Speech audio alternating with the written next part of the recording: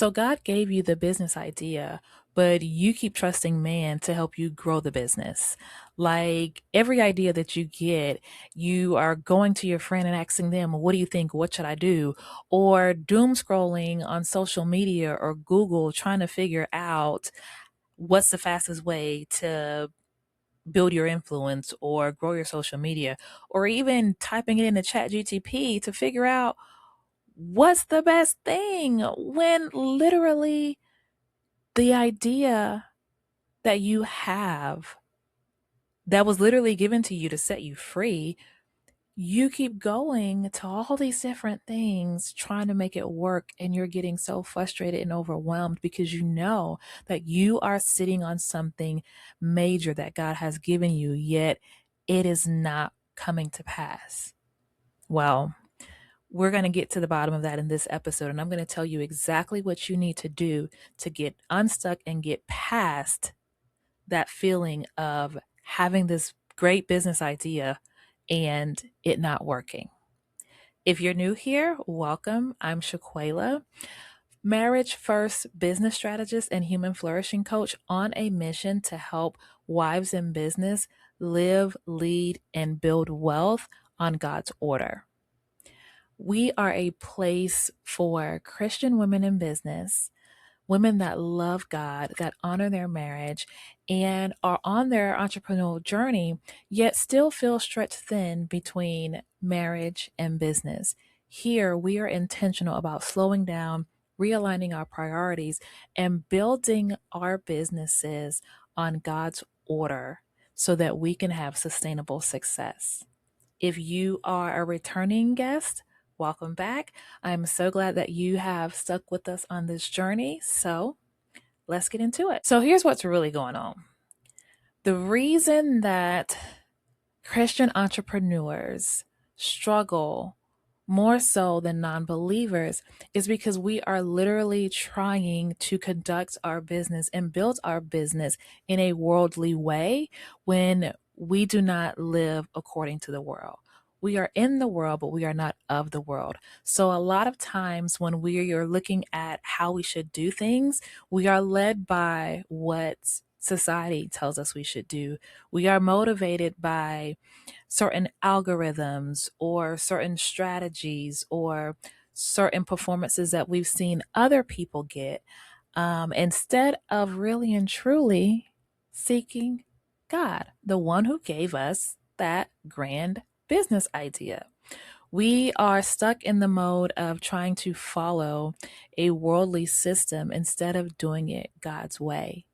And I know because I personally have gotten caught up in it. I have literally tried to learn all the algorithms when it comes to Instagram and TikTok and YouTube, and trying to figure out what specifically do I need to do to really increase my growth and build an influence and an audience on those platforms.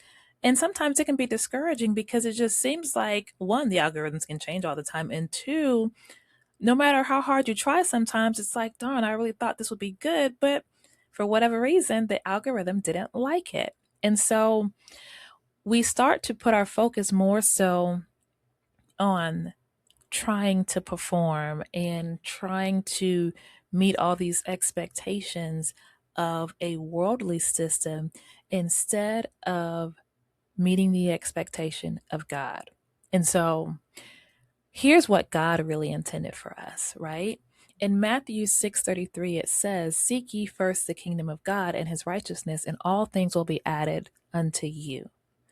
So when it comes to being a Christian entrepreneur, our focus, our goal should be seeking God, his kingdom, what he declares righteous, and operating in those things, especially when it comes to our business.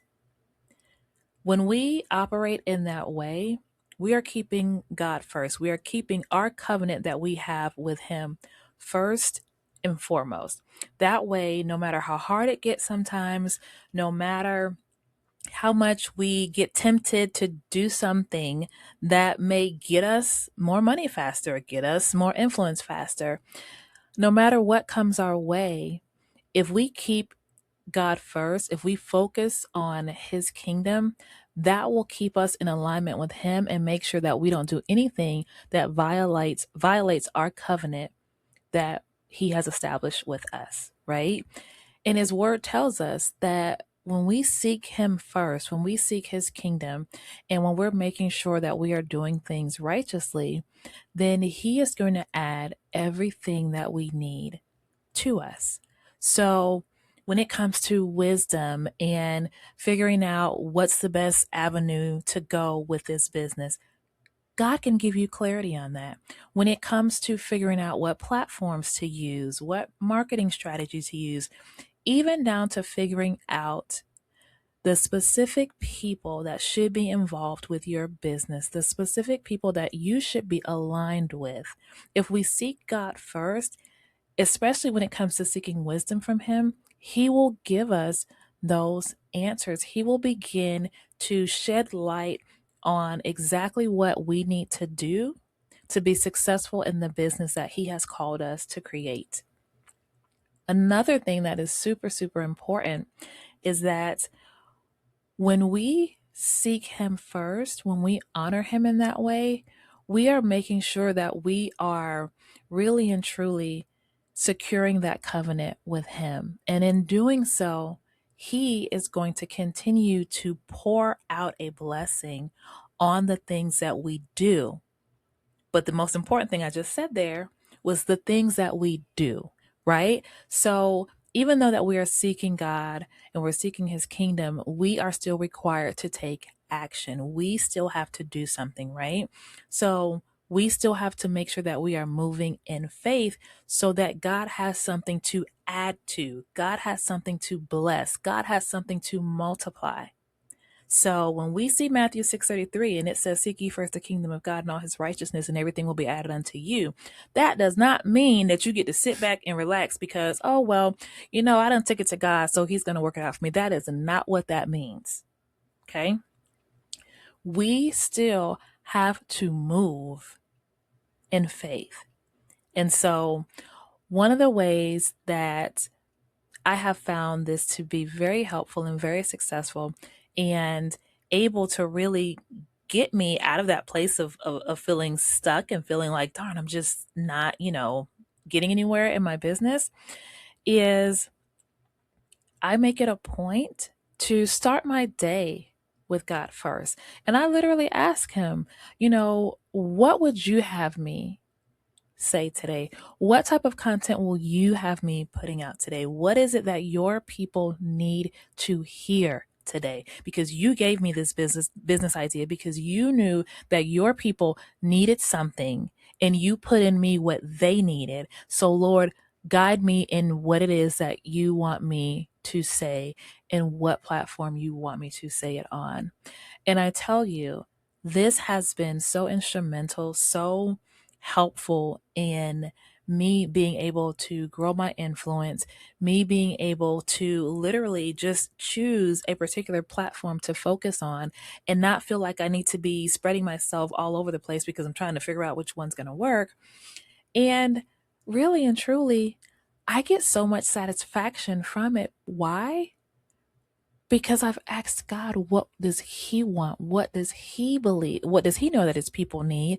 And then I'm doing that. I'm moving in obedience. I'm moving in faith and knowing that this piece of content or this service or this product that I have just created and shared with the world, there's people that need it because God told me to create it for them.